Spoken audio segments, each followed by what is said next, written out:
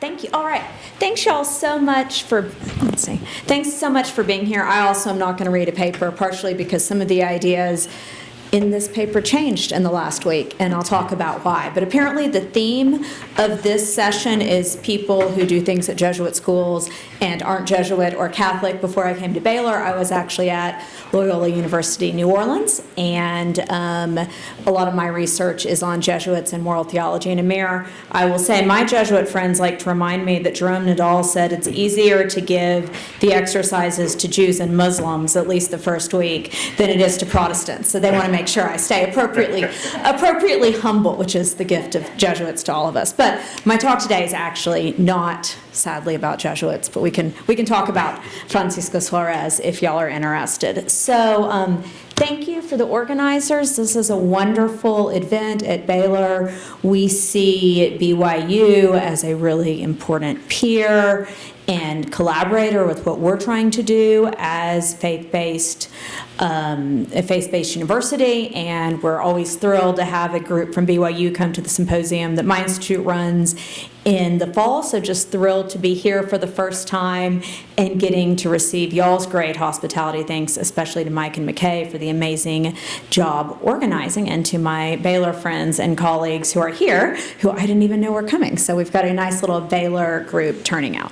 So what I was originally going to talk about is some research I've been working on with a colleague at the business school about the importance of the virtue of wisdom for Christians, Jews, and Muslims. She's a supply chain analyst scholar, and so we're doing some work together about how thinking about wisdom is important for supply chain management, which obviously happens particularly in the global south in places that are very religiously diverse. And my plan, and I'll do a little of that, was to take some of that and talk about it in higher education. But last week I was at a conference at Washington University in St. Louis on educating Christians, or educating universities, educating students for citizenship. John Anatsu convened that, who is coming here in 2 nights.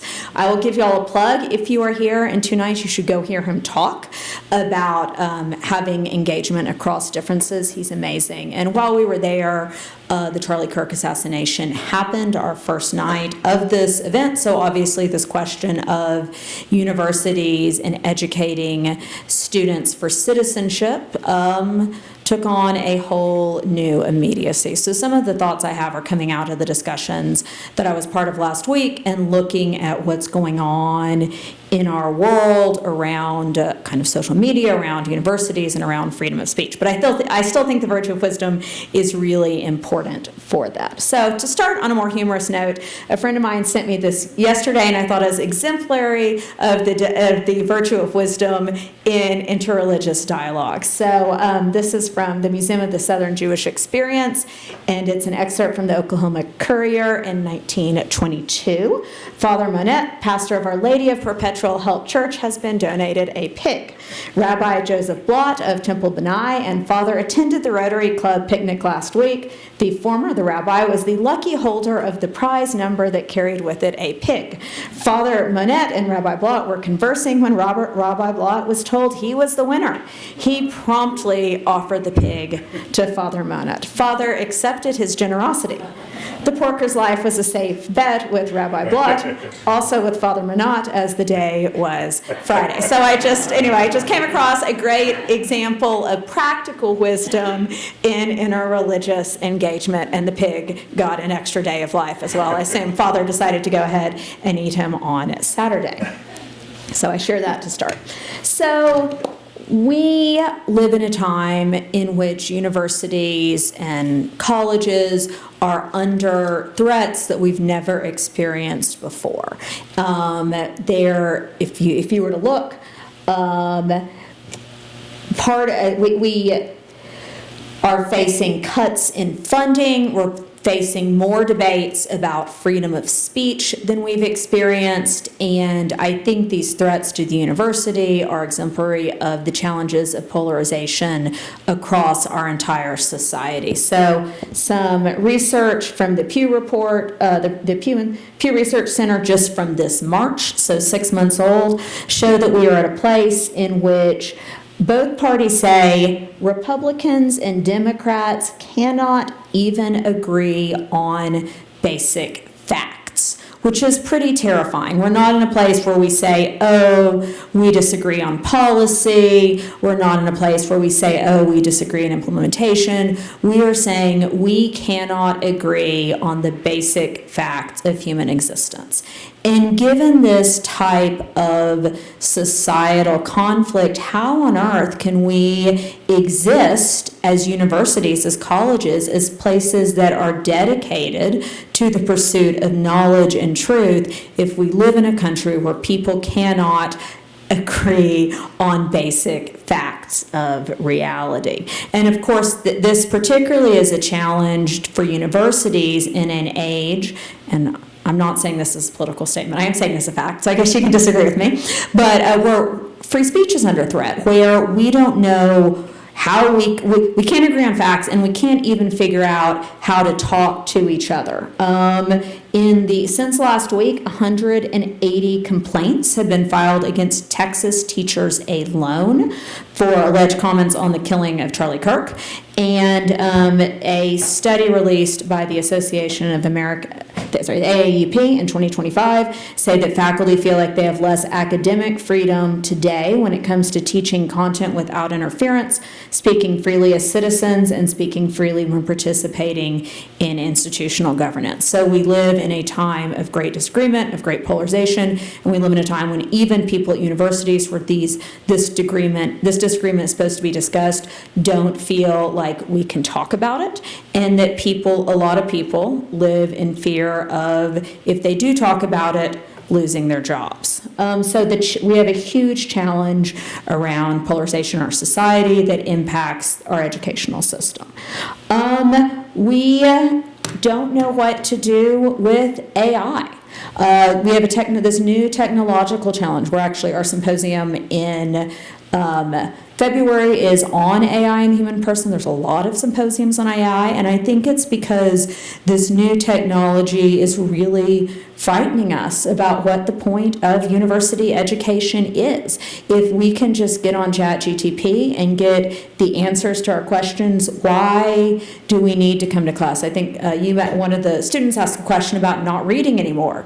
Well, gosh, if you have AI, why do you even need to read? How do we have the time to do the slow, intentional thinking and listening that other speakers have been talking about if technology just provides it for us? So we are going through an identity crisis in higher education about who we are and what we're supposed to be providing in the face of AI.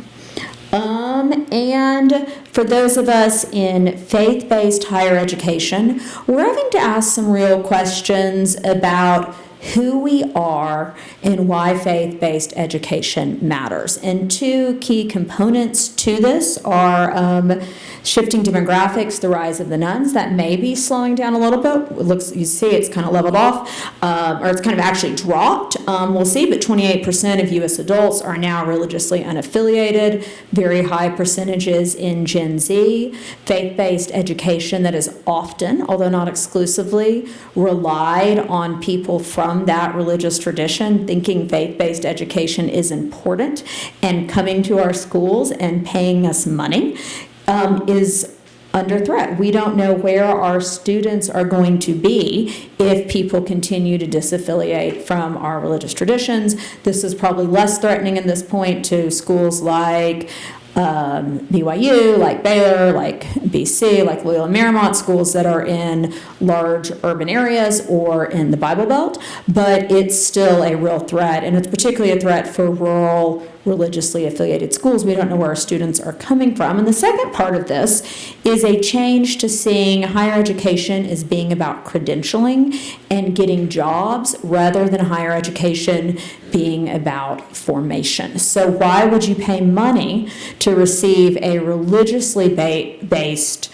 education if you just want to get the best possible credential that you can get so you can go out and get a job? So this is also putting our faith-based institutions specifically under additional strain, along with polarization and along with technology.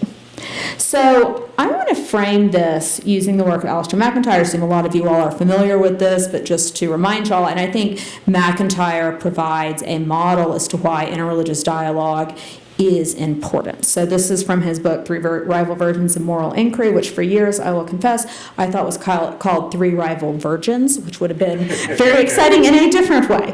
And McIntyre says that when we look at higher education, we see three different ways of pursuing knowledge. We see encyclopedia, genealogy, and tradition-based inquiry. So just a quick review for those of y'all who aren't familiar with this. So the encyclopedia approach comes out of the Enlightenment and the urge to catalog all knowledge, basically the urge that led people to produce encyclopedias. And this approach assumes that all knowledge is grasped through specialization. You get really, really good at your field and you learn specific facts in your field, and eventually you will know all there is to know. It also assumes that reason is always objective and quantifiable, that we can discover truth through the scientific method, whatever the scientific method is in our field. And it assumes, following on this, that questions of truth and ultimate meaning are always matters of private inquiry, not public discourse. So in other words, questions related to faith are not to be discussed in universities. That's what you do in your home or your church, and these aren't appropriate subjects of any type of rational inquiry or engagement. So this is what McIntyre says comes out of the Enlightenment. The second approach is a reaction to the Enlightenment, when people realized, wait a minute, we can't figure out all truth just through rational engagement and getting all the facts. And this is, of course, called genealogy, characterized for McIntyre by Friedrich Nietzsche and Michel Foucault later. And so genealogy says we're going to critique ideas by figuring out where they come from.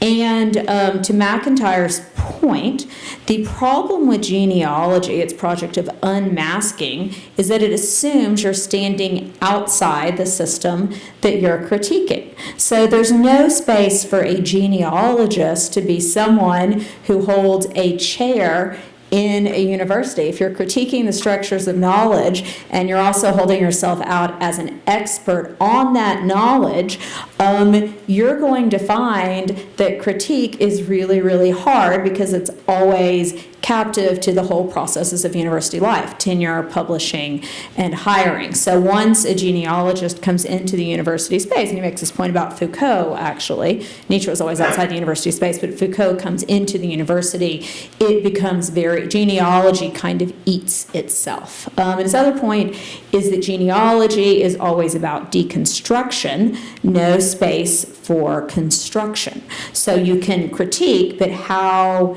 do you build? His third approach, which he likes, is tradition-based reasoning, which he also refers to as Aristotelian Thomism.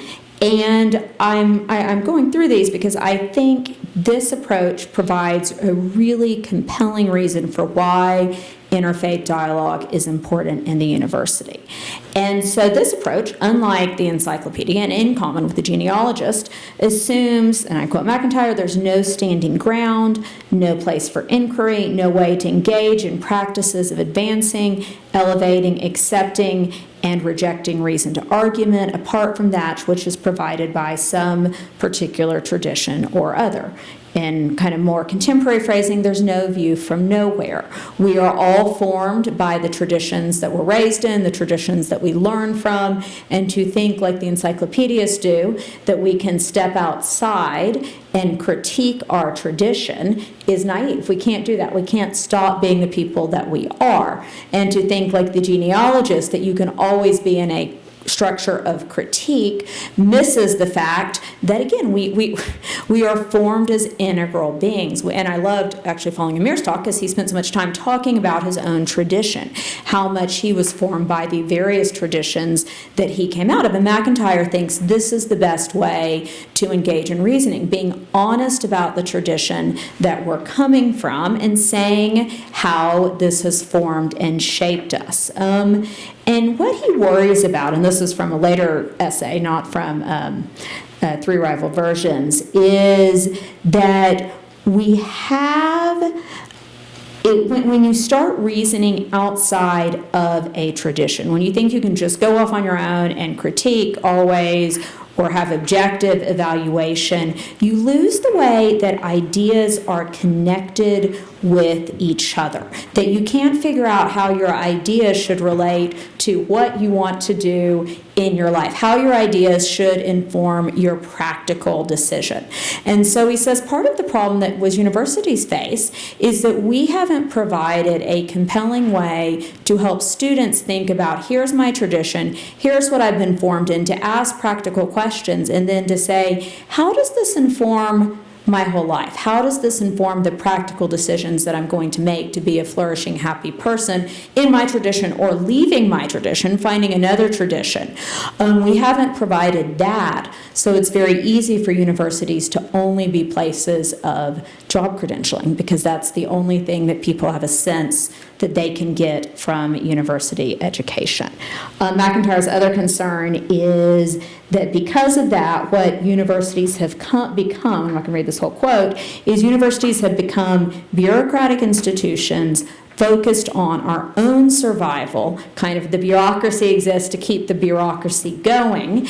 And of course, what this does is continue to provide fuel for the idea that universities are just about credentialing, not about formation within a tradition, and of course makes it much harder to present universities as places that can overcome polarization, where we can learn to talk and listen to each other and to learn from each other's traditions, places that are easily susceptible to technologies like AI that are going to replace getting you facts, getting you knowledge, help you get your jobs, with, hey, here's a more efficient way to get you facts, get you knowledge. And that we have lost sight of universities as places where we can explore questions of ultimate meaning, where we can come to figure out what is really important in my life. And so we become bureaucrats who are simply producing more bureaucrats, to Amir's point, workers for the state of California, as opposed to integrated human beings. And McIntyre wrote 3 rival versions,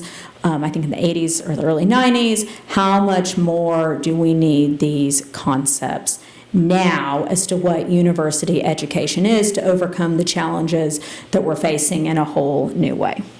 So what I love about McIntyre's framework, that I spent a lot of time on, is that I think he provides some really important points for how interfaith dialogue can be part of tradition-based reasoning. And this is following on what the speakers before me have said, is that in interfaith dialogue, we are engaging in all the aspects of, by being fully in our own tradition and listening to other traditions, we are engaging in these important practices. So first, of course, practices, we do things. A lot of people have already talked about interfaith dialogue being about service, being about important components being service, important components being taking time to build up intentional listening. Just blanked her name, from University of St. Thomas, your presentation, when you talked about the students learning how to sit together and listening to each other. Obviously, it features tradition-informed reasoning. We're not assuming that we come from nowhere. We're not assuming that our presuppositions are grounded in some type of scientific objectivity, which makes us open to listening. It gives us a vision beyond our contemporary order and morality. We live in a time in which we have a lot of voices saying this is true morality, and this is the danger of social media, right? That we're presented a morality, and thinking from our tradition and listening to other traditions lets us transcend those types of contemporary cultural pressures to see, hey, maybe there's something we need to critique here from within our own traditions that have been around a really, really long time, far longer than TikTok. It encourages dialogue and debate. So if you are speaking from within your own tradition, you are open both to stating your own opinions in a persuasive and winsome way, and open to learning from other people, and you are oriented to a teleological good. One of the gifts of all religions is that they call us beyond our view of just, hey, this is what makes me feel good right now, and they give us a vision of our life as being about something more than just immediate satisfaction. They give us some type of vision. They're not the same visions of what the world should look like and the type of people we should become. So again, this sense of calling us to transcendence. How much more time do I have? 10 minutes, great, perfect. And I thought I'd be at 20 minutes, but clearly not. So I'm obviously not the only person to be concerned about these questions. I assume a lot of you all are concerned about them, and to see this idea of traditions, and particularly religiously informed traditions, as important for sort of how we heal this discourse in our universities. One group that I've been involved in that I think are important are the folks doing character education focused on character formation in higher education, just a few. Wake Forest, the Oxford Character Project, and the Jubilee Center at the University of Birmingham are groups that have really led out in this. I think Wake Forest is especially important for folks in the U.S. How many people here, universities, have gotten grants from the Wake Forest Center for Character-Based Education? Maybe just Baylor. Okay, got a couple. You're right. So Ted Smith at Emory has been doing a lot of research about how money influences our research. I do think it's important to name that while Wake Forest is being very generous with giving a lot of people money about character-based education, we also need to think about how that shapes how we talk about character. But this is a big push in the contemporary academy that I think is really important. What I worry about a little bit, apart from worrying about how the money shapes our research in ways we don't even realize, is that the general, because they have very broad, they're trying to reach broad arguments to get people to talk about character, there can at times be a loss of this emphasis on character as understood through tradition. So they're trying to cast as broad, and often trying to cast as broad a net as possible. And so it can happen that when people involved in these projects are talking about character, it starts to sound a little bit like the encyclopedia. We're going to give you a list of good things, you're going to try really hard, you're going to do nice things, which is good and important, and I would like my Baylor students, who already do, but to do, be people of character and to do nice things. What I think that interreligious dialogue, understood as tradition-based reasoning, can add is this idea that character isn't just about what we in Thomistic circles call the acquired virtues, the doing things kind of that you have forced yourself to do and build up the habits, but it goes beyond that, and that there is an additional virtue called wisdom. And what I just pull up a few texts. Wisdom, the idea of wisdom as a virtue occurs repeatedly in lots of religious traditions. I'm just focusing on Christianity, Judaism, and Islam. To give you all some examples from Proverbs 4:6, get wisdom, get insight, do not forsake her. She will keep you, love her, and she will guard you. From the book of James, if any of you is lacking wisdom, ask God, who gives to all generously and ungrudgingly, and it will be given to you. From Maimonides, Guides to the Perplexed, when a man knows his own soul, makes no mistake with regard to it, and understands every being according to what it is, he becomes calm. His thoughts are not troubled by seeking a purpose for what has not that purpose, or by seeking a purpose for what has no purpose except its own existence, which depends on the divine will. And if you prefer, you can also say on divine wisdom. And from the Quran, he, God, gives wisdom to whoever he wills. Whoever is given wisdom has been given much good, but no one pays heed except those with insight.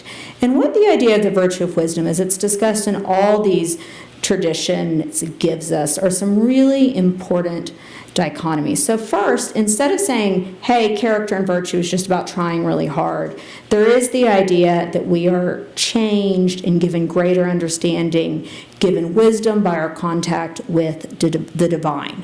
There's also the idea that, this goes back to practices, in each of these religions, that wisdom not only helps us gain theoretical knowledge to understand the world, but teaches us how to act. What do we do? So it's not just, hey, this is what you should do every day. This is who God is. This is the way the world is organized. But you do need to do things every day. That's importance. In each tradition, we also see an emphasis both on obedience and discernment. We have sacred texts that we engage with that direct our lives, that we are called to be obedient to, but we also, when we grow in freedom, wisdom, have freedom to discern, hey, how do I act in a specific space? What is this context demand of me as I am formed and informed by my tradition. And finally, that it's both earned. Each tradition emphasizes that we work to gain wisdom, but it is also gift, that we cannot fully achieve wisdom on our own, that we do need to receive something from the divine. How do I go back? Oh, well, let me get all the way down there. Sorry, y'all. So, why in this moment do we need wisdom in higher education? I think that's pretty obvious. We're facing some really big questions, and if we're going to justify our own existence, it has to be that we are exposing people to something more than just a credentialing process that can be replaced by AI. Why is interfaith discussion important to this? Because, to McIntyre's point, what interfaith discussion gives us is a sharpening, to help a comparison, to help call us into dialogue and discussion that goes beyond what we assume from within our own traditions, but also reminds us to be open to what we might receive from the divine, from something beyond ourselves, from something beyond our world. And I think I'd love to chat with y'all more about this. Like I said, I mean, some of this is I'm really wrestling with, just given kind of the context that we are right now in a way I haven't in the past. This is something really unique that both religious education and specifically interfaith dialogue within religious education can offer to our students, can offer to our country, which really needs a lot more wisdom right now. So on that, I will end. Thank you. Lunch next. Oh, good. I've got 4 minutes for questions. All right. Questions, critiques, concerns. If you want to follow the Institute for Faith and Learning, you can scan that QR code. Yeah. What would you say is the difference between wisdom and knowledge? So I would say knowledge is facts. Like, knowledge is like, hey, that knowledge is encyclopedia, which isn't wrong, right? Like, we need knowledge. Wisdom is a theoretical wisdom and practical wisdom are viewing a holistic view of reality. So it's not just facts, but it's how facts point us towards the true, the good, and the beautiful, theoretical wisdom, and practical wisdom towards how we should act in our own lives. Because you can have the biggest list of facts possible, but as we all know, that does not make you a person who's going to have a good life. And wisdom, but if you don't have basic facts, it's hard to have a good life too, right? And wisdom is the capacity to orient what we know and what you should be taught in university education to help you live a good life that is a fulfilling life appropriate to you as a human being. Great question. Other questions? Yeah. I really like the theme of just talking about credentials and knowledge and how slowly over time it's going to become more credential seeking as opposed to knowledge seeking. What do you think are some of the steps that we could possibly take as just like, whether it's here in BYU or just kind of right. the nations and whatnot to return back towards knowledge seeking as opposed to just I'm going to go here to get a credential and I'll get it by any means necessary. Right. And look, I wish as a humanities person that we could just say, oh, we're going to go back to, a full liberal arts education, and then everyone's going to go get a grad school where you get their credentials. And I think that works for places like St. John's College. Like, they've been doing that a long time. I think for the rest of us, we need to realize that we do live in a world where the culture has changed and credentialing is important. So this calls us to be really creative in how we say we are going to provide the credentialing for our students that they want and even more their parents want, who are paying their tuition. But we're going to frame it in this sense of present it and frame it in under education as formation. I mean, one place that I do a fair amount of work with is the Business School at the University of Notre Dame has started a business honors program, which is actually a kind of, you get a business degree from Notre Dame that says honors on it, but you take a lot of classes that are forming you to ask questions about, well, why am I doing business? How does business relate to the good life? What do I owe to the poor through engagement with this tradition-based reasoning. So what Jim Otteson, who runs it, was very smart to do was to say, gosh, we're not going to say everybody stop being a business major, but we are going to say, how do we rethink what business education actually is and what we're offering. So I think there's got to be a reality, but also a creativity. And now is the time for universities to be creative more than anywhere else. So. All right. Well, I know it's lunchtime. What time? Oh. Yeah. Okay, go ahead. Sorry. So I understood what you said, and I agree about the discussion. But my question would be, how would that be even possible? And I'm going to explain myself. In the sense that we know that between the three monotheistic religions that you talk about, Islam, Christianity, and Judaism, they have experienced religion in a different way today, in the sense that some religions have decided to just separate themselves between the cultural, the political aspect, and the religious aspect. Okay, because of the Enlightenment and everything. But other religions have decided to keep them blended, in the sense that religion is still very, very present in their political atmosphere, even on the cultural one. So if you put them all at the same table, they might have, obviously their faith is going to differentiate them, but also their conception of how religion is supposed to be part of their culture or part of their politics. So how do you... I mean, I think that's where this can be really productive, is actually the disagreement. And let's not assume that all Christians agree or all Muslims agree or all Jews agree. I mean, we could have our own tables of discussion. But I think saying part of this tradition-based reasoning model is saying, hey, we all agree that wisdom is important. And we all agree that there is this combination of kind of acquiring virtue and receiving insight from the divine. But we don't agree on what that is. So let's actually talk about these challenges, how much you separate, how much you engage. Let's ask these questions.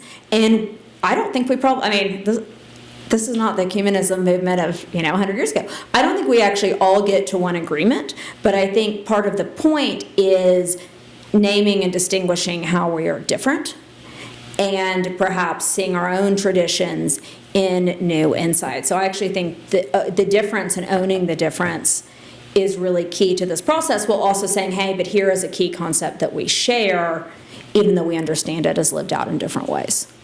So, all right. Lunch for real now. Thank y'all.